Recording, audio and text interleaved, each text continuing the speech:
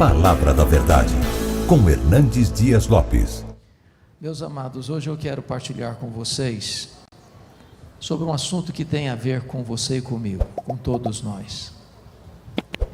Não há ninguém neste seleto auditório que não precise de tomar decisão sobre esse tema. Então abra sua Bíblia comigo, por favor. Primeiramente em Mateus capítulo 18.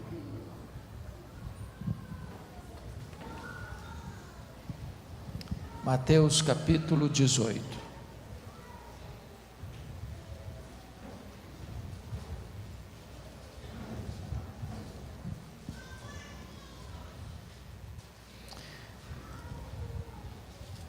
Versos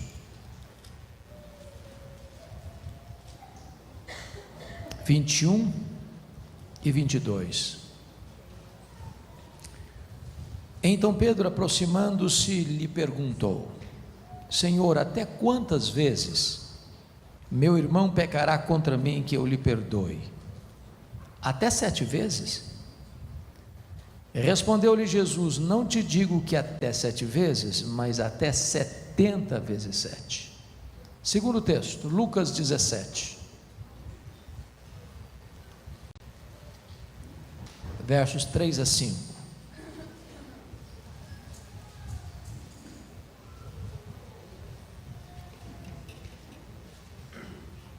Está escrito: acautelai-vos. Se teu irmão pecar contra ti, repreende-o. Se ele se arrepender, perdoa-lhe. Se por 7 vezes no dia pecar contra ti, e 7 vezes vier ter contigo dizendo: estou arrependido, perdoa-lhe. Então disseram os apóstolos ao Senhor: aumenta-nos a fé.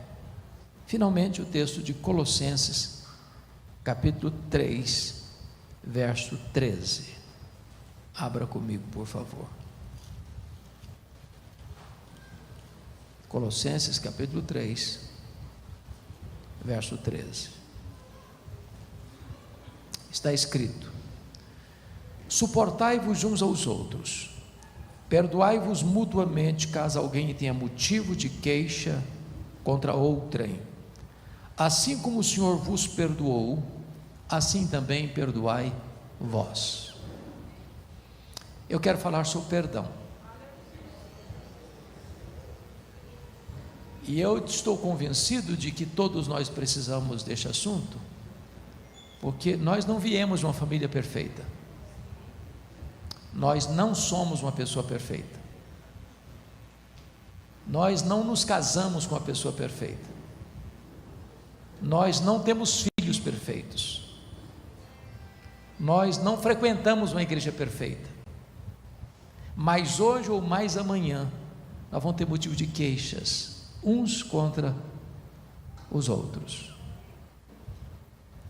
Mas hoje ou mais amanhã, nós vamos nos frustrar com alguém.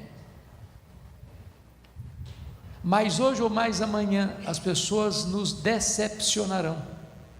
E nós vamos decepcionar as pessoas.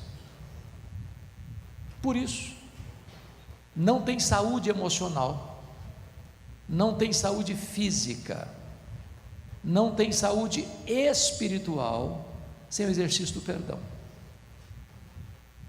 Quem não perdoa não tem paz. Eu quero então afirmar para vocês que é muito fácil, eu até admito isso, pastor Rubem, muito fácil pregar um sermão sobre perdão. Não é fácil, entretanto, perdoar alguém que nos machuca.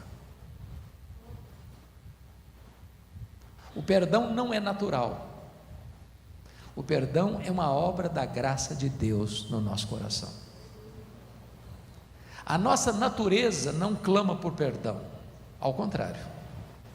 A nossa natureza clama por pé, mão por mão, queimadura por queimadura. A nossa natureza clama por retaliação. Porém, não há cristianismo sem perdão. Porque todos vocês que vieram aqui nesta noite, se são de fato cristãos, se já nasceram de novo, já foram regenerados, todos vocês já foram perdoados. Ninguém entra no céu sem ser perdoado, e ninguém entrará no céu sem perdoar. Então, este é um assunto que tem a ver com você e comigo.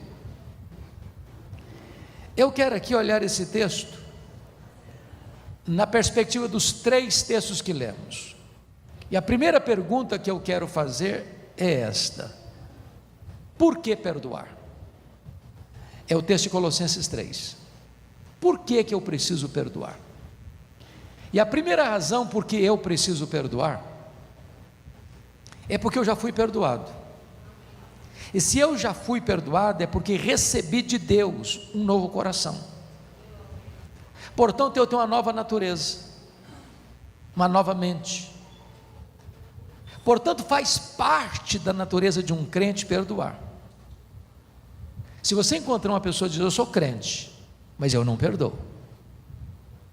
Eu sou crente, mas aquele fulano passou dos limites, eu não perdoo. Jesus nos ensinou a orar assim: Pai, perdoa-nos as nossas dívidas, assim como nós perdoamos aos nossos devedores. Se eu não perdoo, eu estou clamando por juízo e não por perdão sobre a minha vida. Se você tem um novo coração, você é um crente que perdoa. Mas mais, nós precisamos perdoar porque temos motivos de queixas uns contra os outros. Quem nunca falhou? Quem nunca errou? Quem nunca proferiu uma palavra mal proferida, que acabou machucando alguém? Quem nunca aqui saiu do ponto, perdeu o equilíbrio, destemperou-se, irritou por demais, agrediu alguém com um silêncio, com um semblante pesado, com palavras pesadíssimas? Quem nunca fez isso? Portanto, o fato de nós sermos crentes não nos isenta, não é desculpa, mas não nos isenta de cometermos erros. Por exemplo, quem de nós duvida que Paulo e Barnabé eram santos homens de Deus? Houve um momento na vida deles que houve tal desavença entre eles, que não puderam caminhar juntos mais. Quer dizer para você que os líderes religiosos também pecam, também erram. Você que é crente há tantos anos também erra. Portanto, se entre os maiores expoentes da fé cristã chegou o ponto de haver desavença, quanto mais você e eu, sujeitos a machucar alguém, a ferir alguém, a decepcionar alguém. Por isso temos que perdoar. Mas você e eu precisamos perdoar em terceiro lugar, porque nós já fomos muito perdoados. Muito perdoados. E a Bíblia, quando fala do perdão de Deus por você e por mim, ela usa algumas expressões. Por exemplo, Deus desfaz os nossos pecados como a névoa.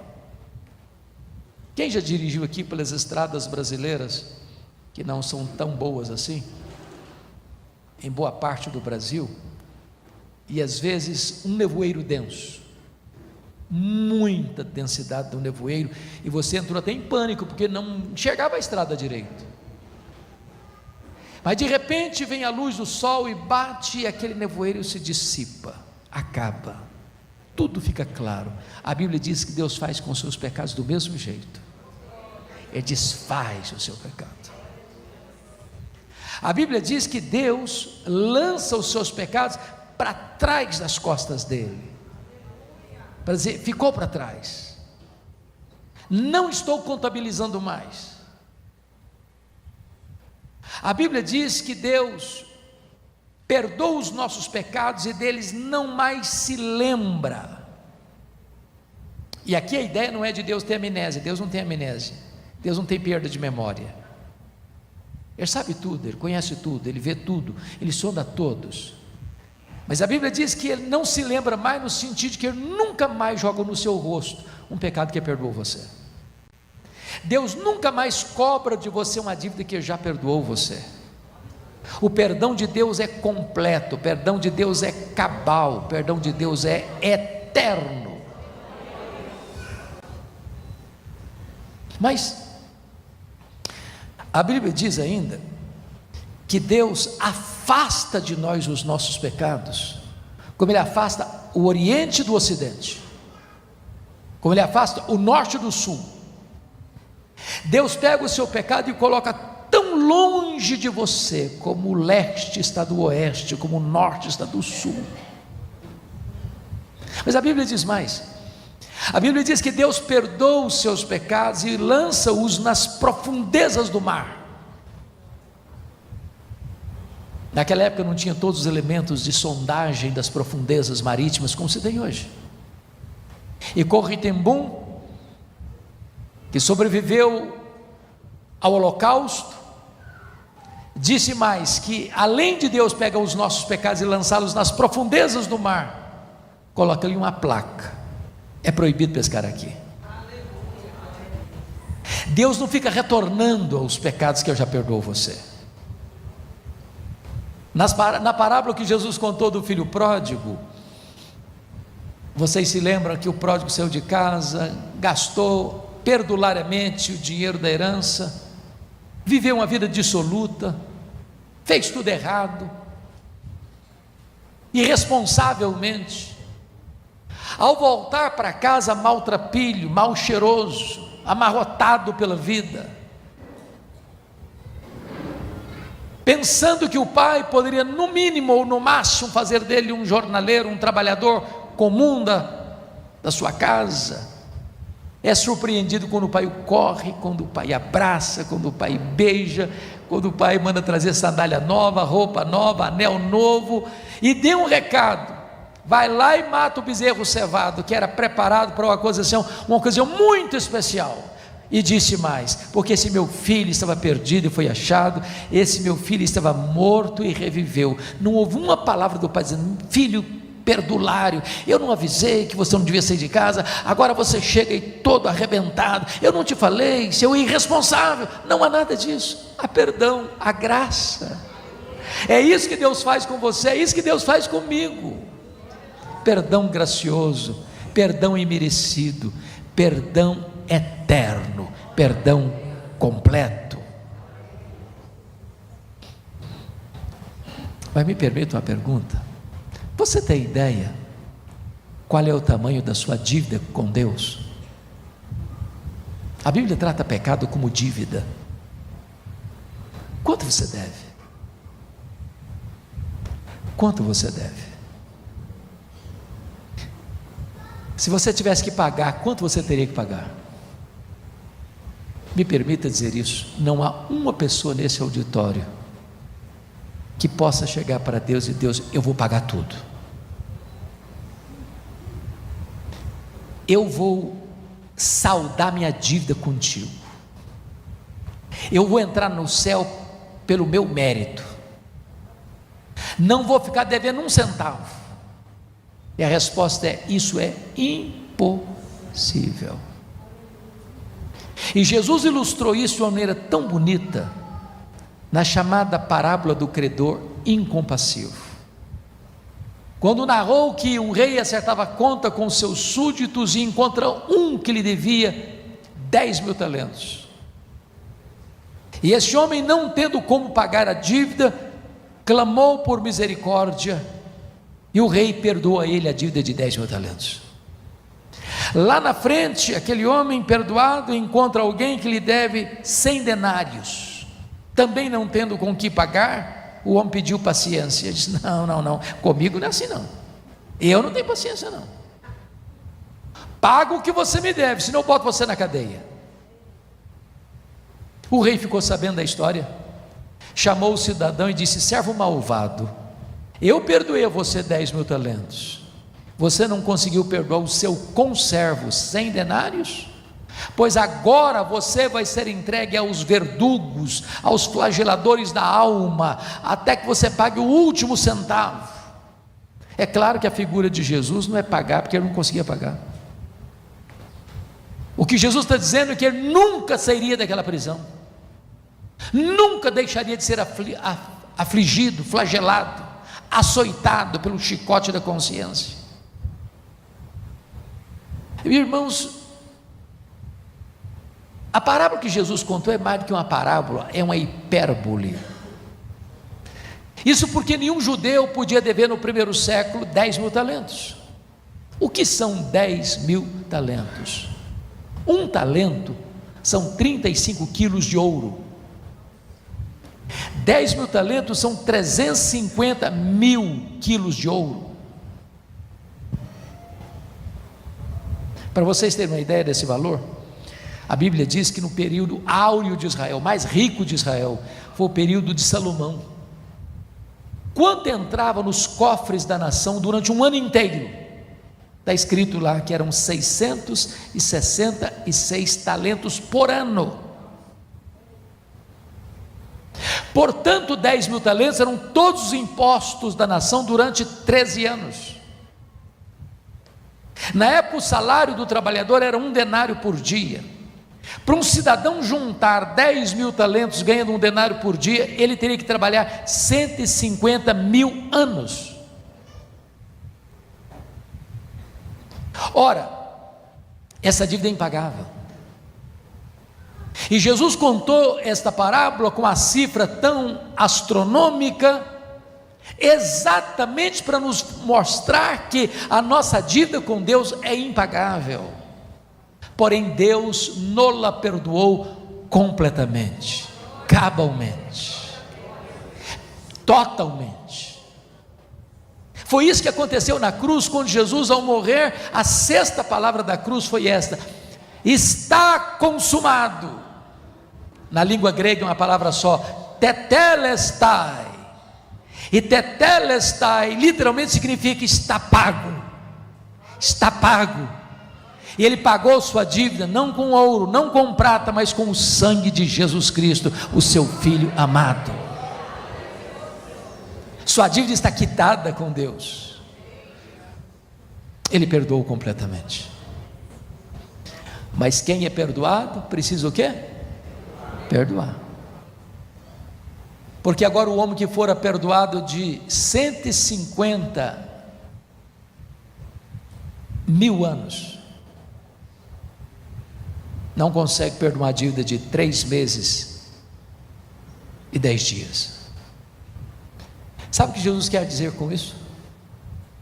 Você e eu nunca podemos afirmar para alguém: eu não perdoo você. Não perdoo. Você me machucou muito, você me feriu muito, você me humilhou muito, você me deu muito prejuízo. Eu não perdoo. A Bíblia diz que você e eu precisamos perdoar como Deus em Cristo nos perdoou. Eu tenho certeza que perdão não é fácil, não. Não é fácil. E eu já tive, pastor Rubem, muitas dores na vida, muitas.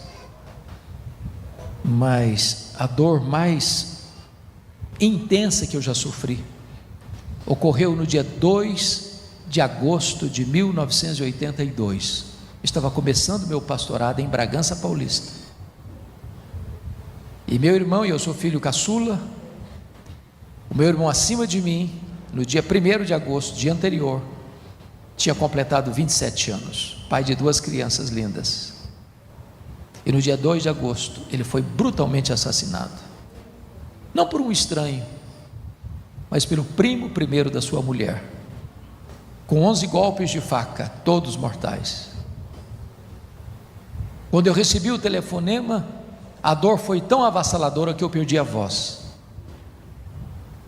Porém, quando Deus trouxe as forças a mim, a primeira palavra que eu proferi foi esta: eu perdoo o assassino. Eu não tinha outra opção. Ou perdoava ou adoecia. Ou perdoava ou minha vida tornar-se um inferno. Ou perdoava ou teria que abandonar o ministério. O que eu posso garantir a vocês é que o perdão é maior que o ódio. O perdão cura, o perdão liberta, o perdão restaura. O perdão é a asepsia da alma, é a faxina da mente, é a alforria do coração. Se Deus me perdoou uma dívida que eu nunca podia pagar, eu nunca posso dizer para alguém: eu não perdoo você, porque a Bíblia me ensina que eu devo perdoar, assim como Deus em Cristo me perdoou. Essa é a razão por que você precisa perdoar, porque eu preciso perdoar. Mas vamos ao texto de Mateus, por gentileza. Mateus 18. E antes de entrar em Mateus 18, eu preciso dizer algo ainda para você. Antes de entrar em Mateus 18, 21 e 22. Você não apenas é chamado por Deus para perdoar quem machucou você, quem fez você sofrer, mas você precisa perdoar a você mesmo. Nós pastores, pastor Rubem, talvez tem mais pastores e deve ter aqui no auditório, lidamos com isso com muita frequência. Gente que está doente emocionalmente, porque um dia cometeu um erro, um deslize, um pecado moral, e esta pessoa começou a afligir a si mesma com o chicote da culpa, e nunca se perdoou. Ou é um trauma de infância, ou é um abuso sofrido na infância, ou é a agressão de pai e mãe, ou é a agressão do marido, uma agressão de um patrão, de uma pessoa que subjugou, que oprimiu. Eu estava pregando em São Paulo há algum tempo, e aproxima-se de mim uma mulher de 60 anos. Ela me mostrou a palma da mão rasgada. Ela disse: pastor, o senhor está vendo a minha mão rasgada com cicatriz? Eu falei: estou vendo, claro. Ela me disse: eu fui esfaqueada pela minha mãe quando eu tinha 10 anos. Ela me disse: eu odiei a minha mãe 50 anos. Eu enterrei a minha mãe e eu não a perdoei. Sabe o que está acontecendo? Essa mulher estava tomando um veneno lento, mortífero e destruindo a si mesma. Que quando você não libera perdão, você adoece. E quando você adoece, você começa a ficar no cipoal da mágoa. E de repente você nem perdoa você mesmo e nem libera perdão para o outro.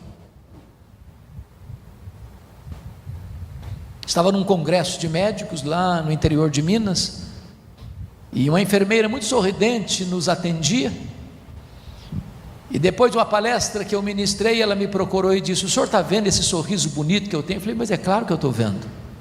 Ela me disse: esse sorriso é uma mentira,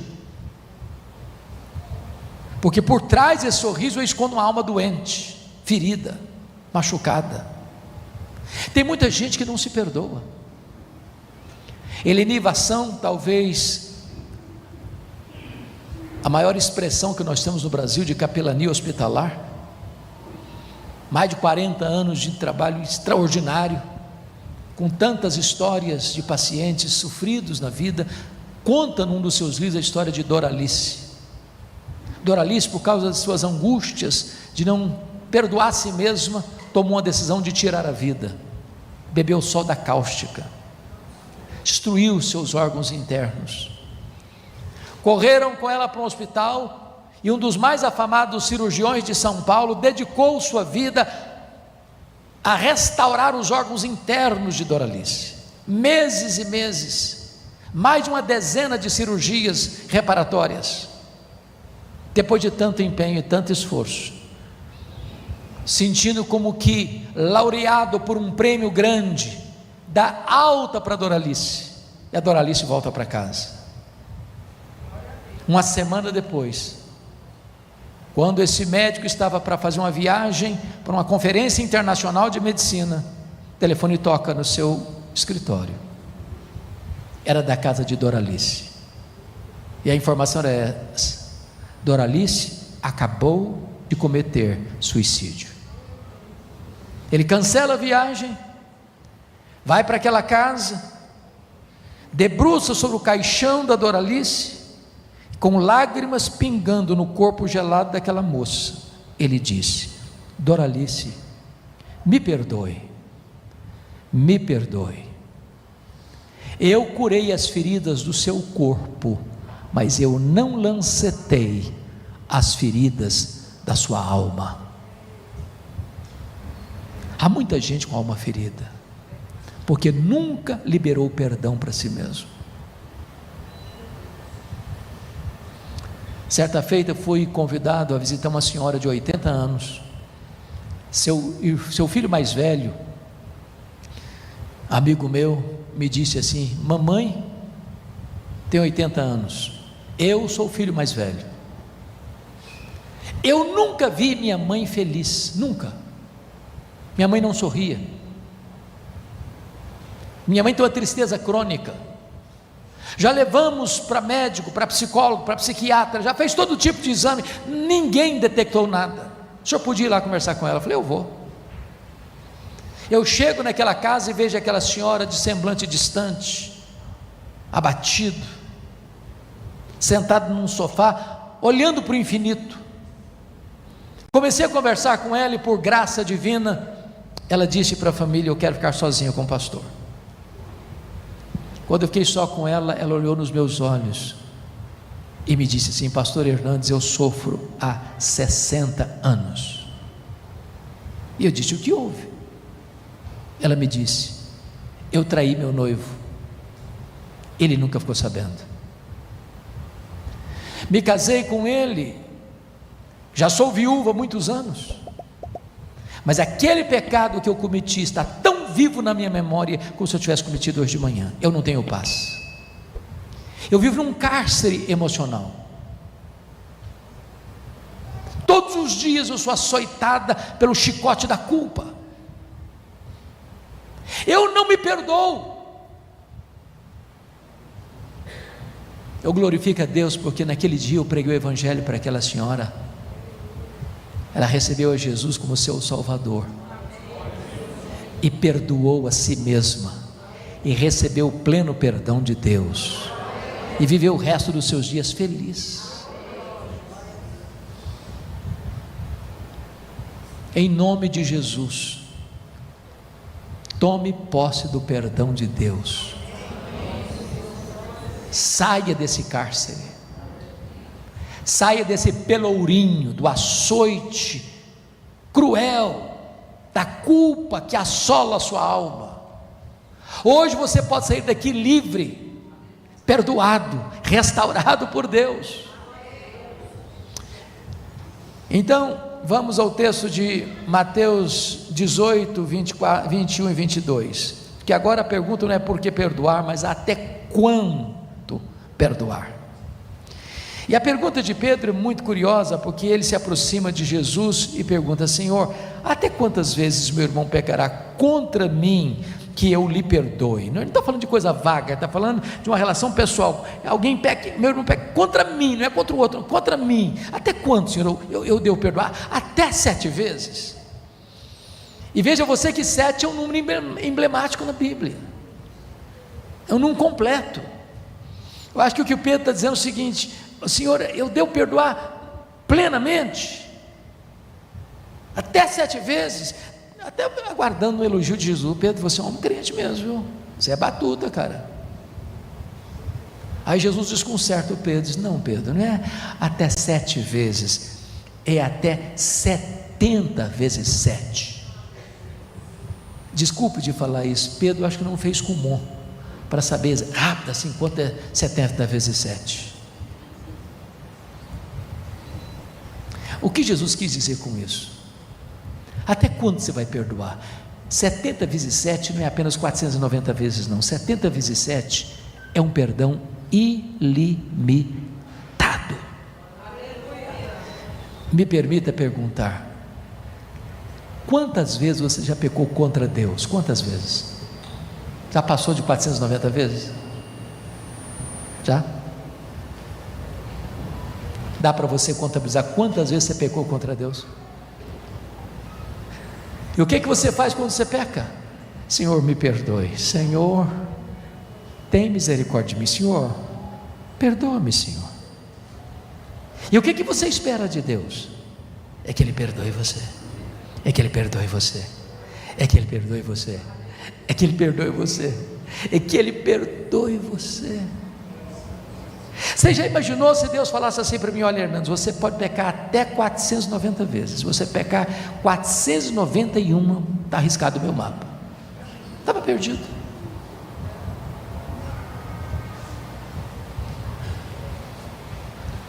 Talvez você veja aqui hoje e precisa resolver esse problema na sua vida. Talvez tem gente que você riscou da sua lista. Talvez você não tenha ódio, eu vou mandar matar o fulano. Não é isso não. Fulano morreu para mim. Eu não considero ele mais. Não está na minha lista mais. Você conhece gente, vou dar um gelo no fulano.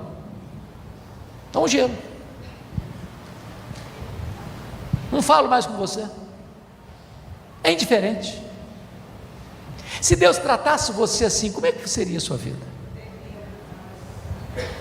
Até quantas vezes, Senhor? Até quanto eu vou perdoar? Até 7 vezes? Não, Pedro, até 70 vezes 7. Tem gente, eu perdoo, mas agora você para lá e eu para cá. Nunca mais quero me relacionar com você. E se Deus fizesse isso? E se Deus fizesse isso com você e comigo? O que seria?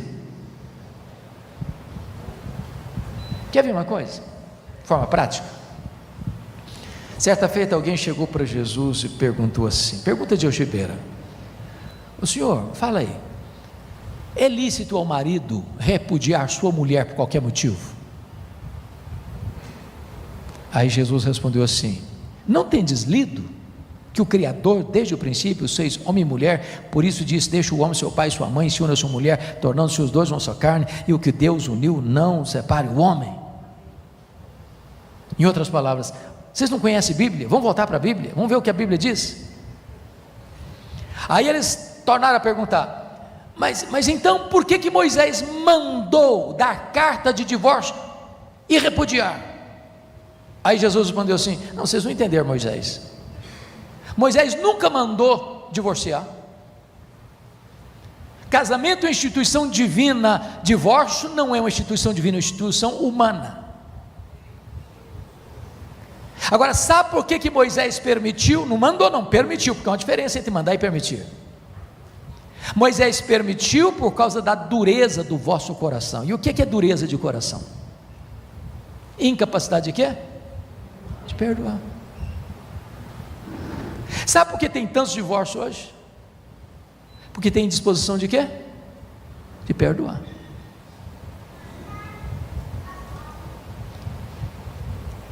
Deixa eu fazer uma perguntinha: existe algum casamento aqui sem qualquer nesga de erro? Você é uma pessoa perfeita? Seu cônjuge é uma pessoa perfeita? Não é. Tem erros pequenos, tem erros médios, tem erros grandes, tem pecados que às vezes só Deus conhece, tem pecados que eu faço que prejudica a mim, tem pecado que eu faço que prejudica a mim, prejudica a minha família, prejudica muita gente.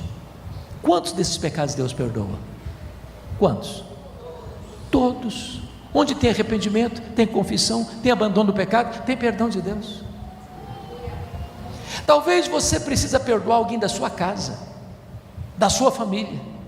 Talvez é o seu marido, talvez é a sua mulher, talvez são seus pais, talvez são seus irmãos, talvez é o sócio da sua empresa que passou uma rasteira em você.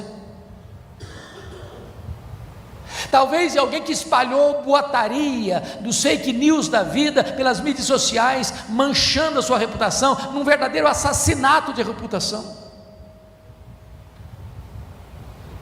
A única maneira de você sair desta noite aqui livre, verdadeiramente livre, é espremendo o pus da ferida e perdoando, até 70 vezes 7, ou seja, de forma ilimitada.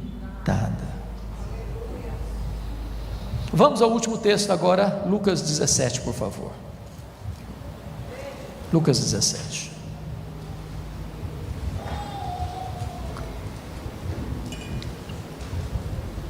Agora a pergunta não é por que perdoar. Agora a pergunta não é até quanto perdoar. Agora a pergunta é como perdoar. A primeira palavra do texto está aí no versículo 3: acautelai-vos. Eu gosto de Jesus muito particularmente por esta palavra. Ele está tratando de coisa sensível. Se tem relacionamento machucado e ferido, significa que o problema está o quê? Ferido, machucado. Paulo diz assim lá em Gálatas: meus irmãos, se alguém for surpreendido em alguma falta, vós que sois espirituais, corrigi-o, de que maneira? Com espírito de brandura. A palavra corrigir aí não é dar um sermão não há bronca não, a palavra corrigir aí vem de uma palavra médica, da medicina, para o ortopedista que vai lidar com alguém com um braço quebrado. Ele precisa ter tato, jeito, está machucado, dói. Então a primeira coisa que você tem que ter no trato da questão do perdão é cautela, acautelai-vos, para você não usar uma marreta de 5 quilos para pregar uma taxinha, para você não usar uma força desmesurada para resolver um problema pequeno, porque tem gente que na hora de resolver a questão de perdão, ele agrava mais o problema ainda. Olha, eu vou te perdoar, porque eu sou uma pessoa muito crente, muito espiritual, cheio do Espírito Santo, quase celestial, e você é um miserável pecador, então eu tomei a decisão de perdoar você. Pronto, estragou tudo. Acautelai-vos. 2 exemplos. Quando aquela mulher foi apanhada em flagrante adultério, e os seus acusadores estão dizendo: olha, a lei manda apedrejar, o senhor fala o que sobre esse assunto? E aí Jesus não respondeu nada, baixou a cabeça e começou a escrever na terra. E ele disse: mas o senhor não vai falar nada? A lei manda apedrejar, o senhor vai falar o quê? E Jesus se levantou e disse: quem tiver sem pecado, atire a primeira pedra.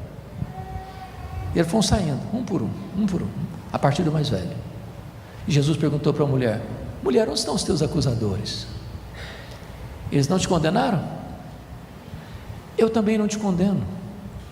Vai, não peques mais. O que Jesus está te ensinando aqui?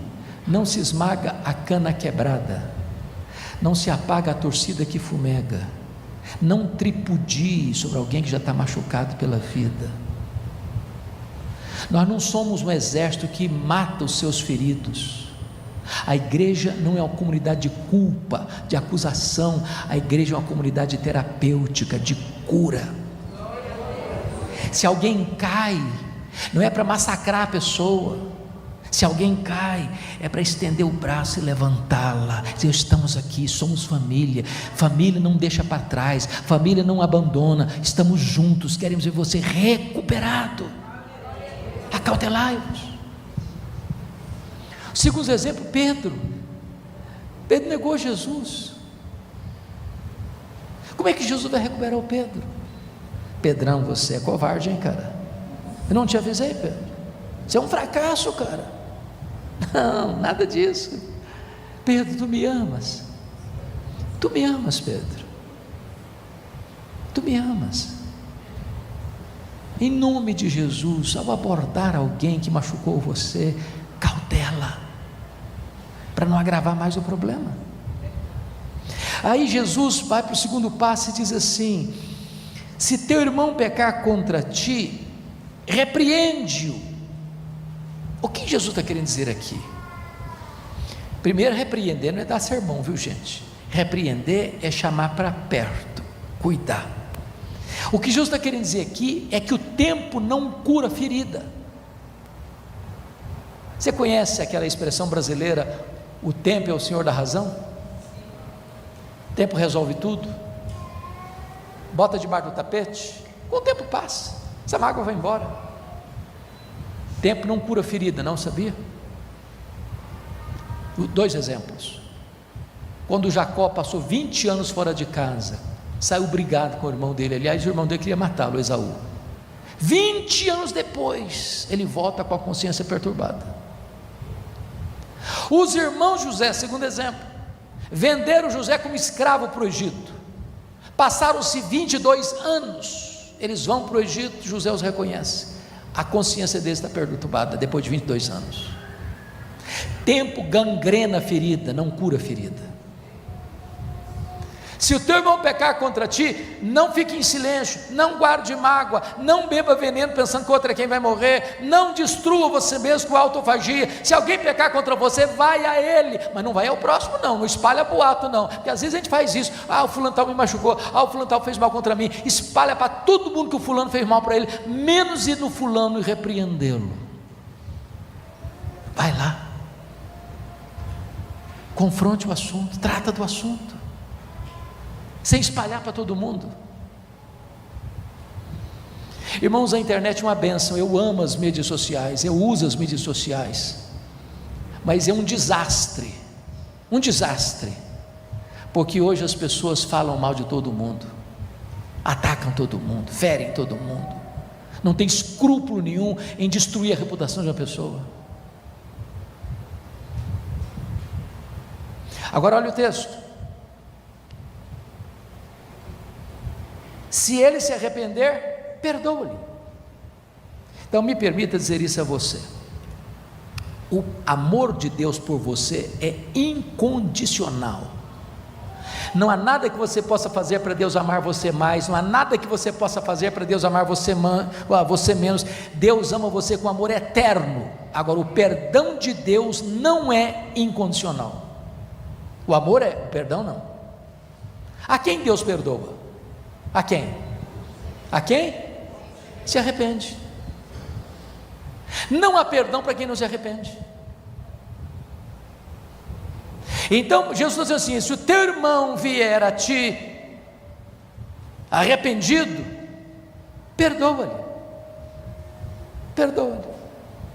Agora, por favor, o versículo 4 é algo que humanamente é incompreensível.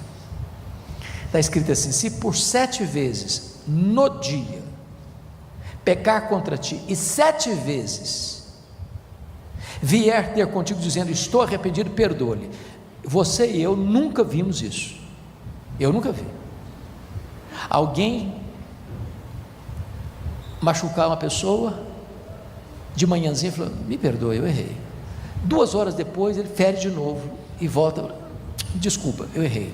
Aí meio-dia ele machuca outra vez a mesma pessoa, fala, rapaz, me desculpa, eu errei. Aí 3 horas da tarde ele machuca outra vez, cara, me perdoe, eu errei. 6 horas da noite ele machuca de novo a mesma pessoa, rapaz, eu errei. 9 horas da noite ele erra de novo. Você está dizendo, você vai falar assim, rapaz, você está de brincadeira comigo, né?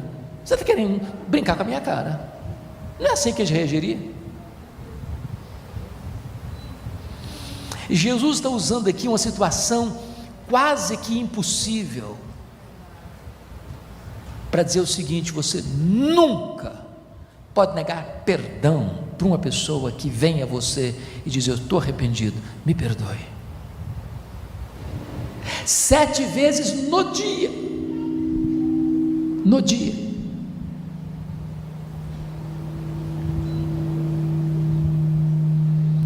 mas deixa eu ilustrar isso para partir para o encerramento.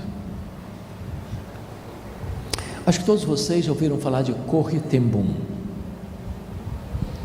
Corrie ten Boom pertencia a uma família na Holanda, e a família dela no período da Segunda Guerra Mundial, melhorou um pouquinho. Na Segunda Guerra Mundial, a família dela foi acusada de um grave crime, porque o pai dela, a família dela, abriu um espaço na casa deles para esconder judeus que estavam sendo perseguidos e mortos. Por isso, refúgio secreto. A casa dela era um refúgio secreto. A família dela foi apanhada, jogada num campo de concentração. O pai morreu, a irmã Betsy morreu, mas ela sobreviveu. Corrie ten Boom. E ela passou a pregar mundo afora, mormente na Alemanha, contando as experiências da sobrevivência, experiências incríveis. Uma das mais incríveis, pastor Rubens, é que quando ela estava sendo levada para o campo de concentração, e os guardas cortando o cabelo, rapando o cabelo todo, fazendo investigação de tirar tudo do corpo, apalpar até as partes íntimas do corpo, ela orou a Deus, que ela estava com a biblinha dela, a Bíblia pequena. Falei, meu Deus, eu preciso da minha Bíblia. E ela está na fila, e ela fez uma oração: Deus, que os teus anjos acampem ao meu redor agora, para que eles não vejam a minha Bíblia. Lá pelas tantas ela pensou, mas anjos são espíritos invisíveis, Senhor, eu preciso de um anjo visível, para me proteger aqui, para eu levar minha Bíblia. E ela disse que a pessoa que estava na frente dela foi examinada, a pessoa que estava atrás dela foi examinada, e ela passou como se fosse invisível, e levou sua Bíblia. Mas ela saiu da prisão, um dia está pregando na Alemanha, e o guarda da prisão, aquele que mais fustigava, batia, cruelmente, inclusive matando a sua irmã Betsy, já tão fraquinha, está lá no auditório, e ela o reconhece, e o cara reconheceu ela também. O cara se tornou crente, se converteu, e está lá escutando, corre tembum. E o cidadão na porta da igreja, depois do culto, estendeu a mão para falar com ela. Gosto de sangue veio na boca dela. Ela encolheu a mão, e o Espírito Santo disse a ela: pois está na hora de você ficar livre dessa mágoa. Estendeu a mão de novo e disse: eu sei o mal que o Senhor me fez, mas eu te perdoo em nome de Jesus. O Senhor fique livre, porque a partir de agora eu estou livre. Esse é o perdão que você e eu podemos oferecer, porque esse foi o perdão que nós recebemos. Mas qual foi a reação dos discípulos para terminar? Versículo 5: Senhor, então aumenta-nos a fé. Sabe o que eles estão dizendo? Ô Senhor, o Senhor botou a régua muito em cima, esse padrão não dá para nós não, nós não temos cancha para isso não, aumenta-nos a fé então, Senhor. Sabe o que significa isso, irmãos? Perdão, como disse no começo, não é porque você foi bem criado, porque você tem um temperamento ameno, porque você é uma pessoa mansa, cordata, doce. Não, perdão é uma obra da graça de Deus em nós. Tome a decisão de perdoar, assim como Deus em Cristo perdoou você, completamente, totalmente, eternamente. Talvez você vai precisar sair daqui hoje, fazer um telefonema, passar uma mensagem, fazer uma visita, mas em nome de Jesus, tome essa decisão, porque perdão não é uma questão de sentimento, é uma questão de decisão. Eu resolvo perdoar, como Deus em Cristo me perdoou. Eu quero orar com vocês. Fiquem em pé, por gentileza. Nós vamos orar.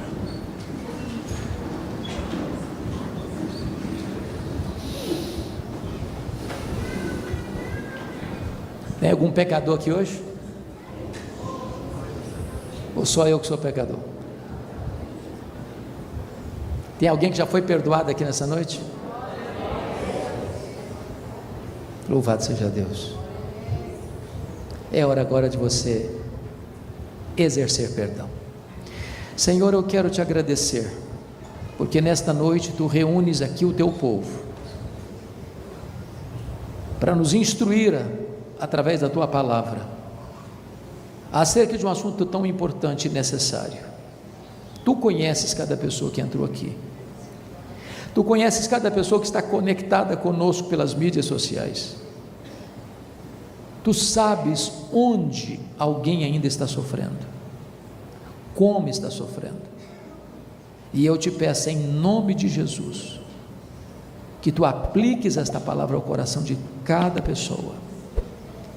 Estou consciente de que eu só posso falar aos ouvidos, mas o teu Espírito é poderoso para falar ao coração. Então, Deus, manifesta o teu poder e graça, e traz salvação nesta noite, traz cura de relacionamentos nesta noite, em nome de Jesus.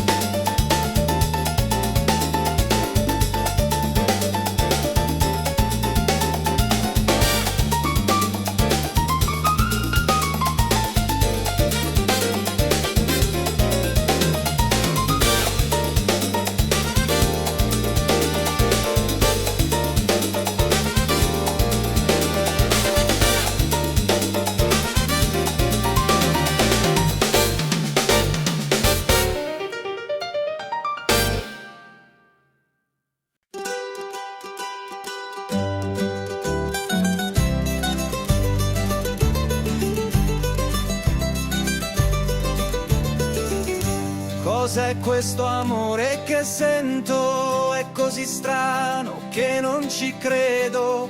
Cammino avanti e indietro, dal nulla sei entrata nel petto mio. Ogni passo mi porta a te, ogni sguardo mi brucia dentro. Sei un sogno che non va via e io non so più che fare.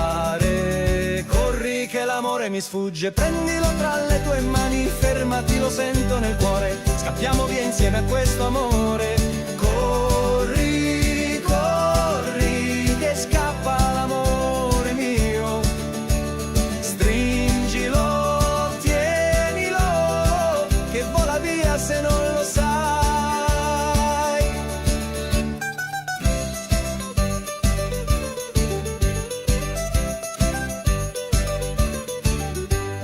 cos'è questo fuoco che brucia?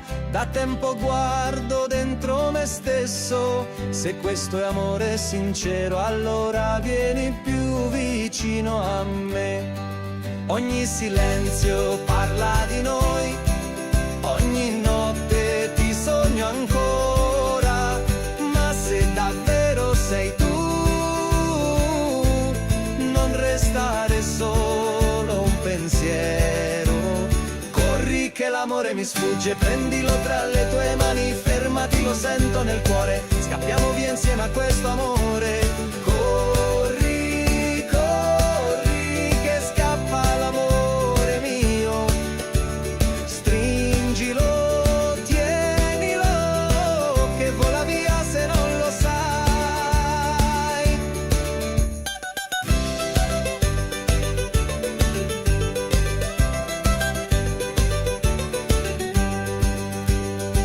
E se domani non ci vediamo, porta con te quello che siamo nel mio cuore.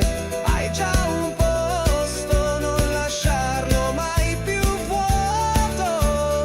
Corri che l'amore mi sfugge, prendilo tra le tue mani, fermati, lo sento nel cuore, scappiamo via insieme a questo amore. Corri amore che il tempo ci guarda, fermati adesso o l'amore ci scappa.